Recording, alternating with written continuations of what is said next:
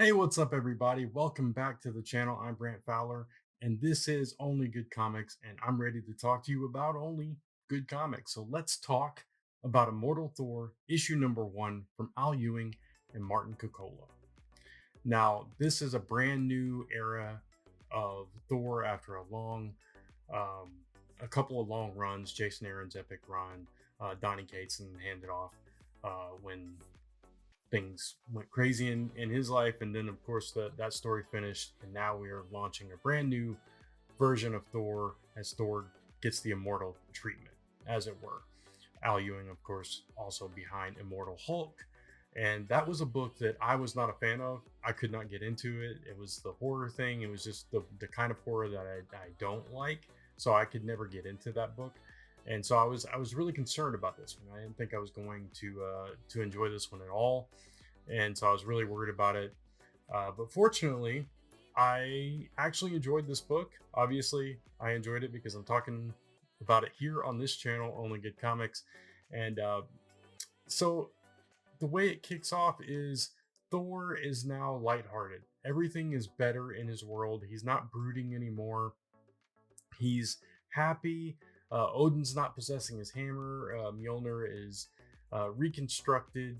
The Rainbow Bridge comes back in this issue, and everything is, copacetic, cool, fun for Thor again, until, of course, all hell with one L breaks loose, and we get that in the introduction or reintroduction of this Dark Thor character, who we kind of get a glimpse of at the very beginning of the story, as we get some narration going on, kind of filling us in on the gaps here, and we see the will. We get these little teases of this character before it goes on into this conflict with the Frost Giants, and this is kind of a much more lighthearted version of battles we've seen with the Frost Giants before, and of course we've seen this kind of too. But we have this upstart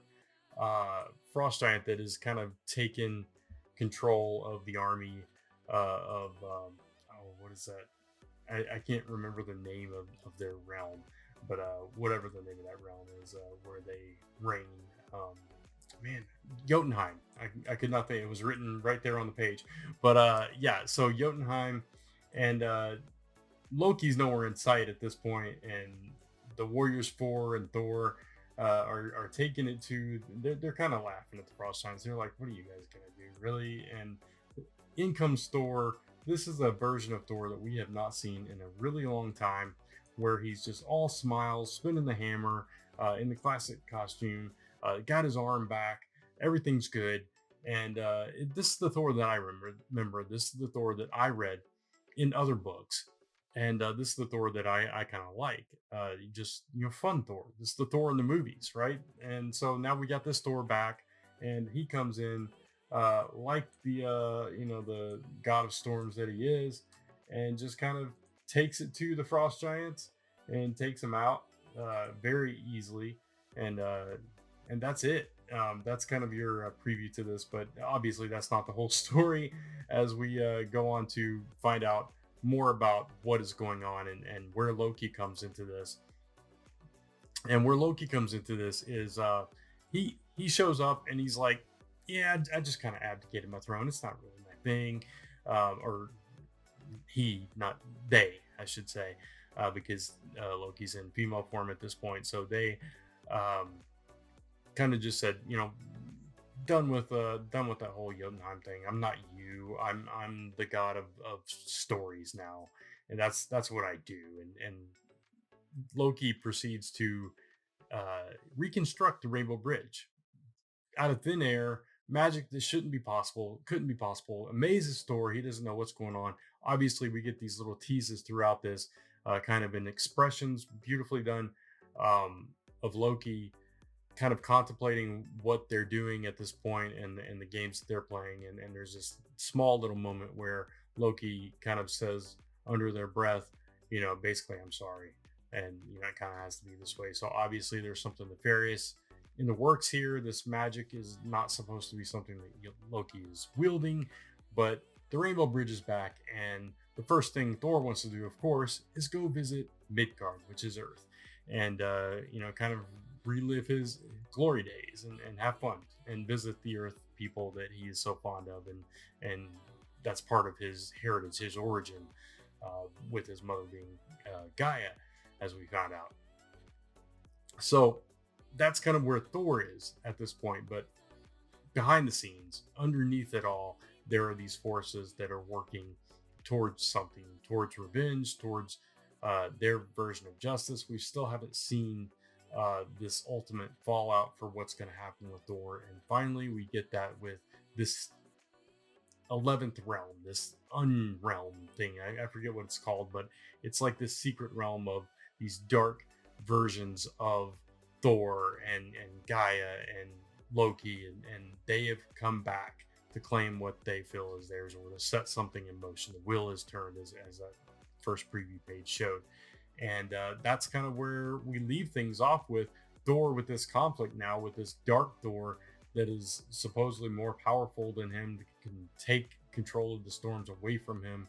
And so now, after he's gotten all his demons excised or exorcised, and he's back to being happy and at peace, he is now faced with another insurmountable challenge. And I really enjoyed this version of Thor. I had kind of fallen off of the last arc. I didn't even finish it. It just lost me somewhere, and it felt like it wasn't going to get to the point that I felt like the story needed to go. So I just kind of was done with it, and I couldn't follow it anymore.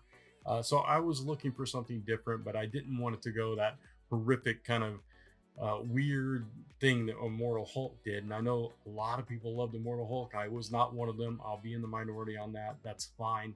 It wasn't for me.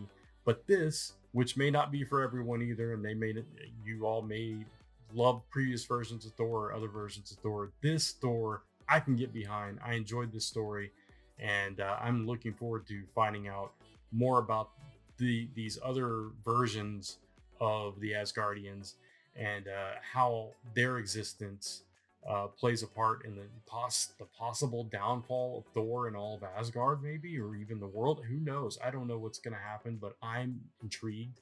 I'm ready for more. And Immortal Thor issue number 1 got my vote. I like this book, and I recommend, if you like this version of Thor and you're kind of tired of the heaviness that Thor has been for so long, give this one a shot. I think you'll enjoy it. If you're a fan of Al Ewing, this is a little bit different than Al Ewing's usual fare, at least so far. I'm sure it'll get that Al Ewing twist as we keep going on, but I like this. I think it was engaging. I think the characterizations were interesting. I like these new characters that they introduced.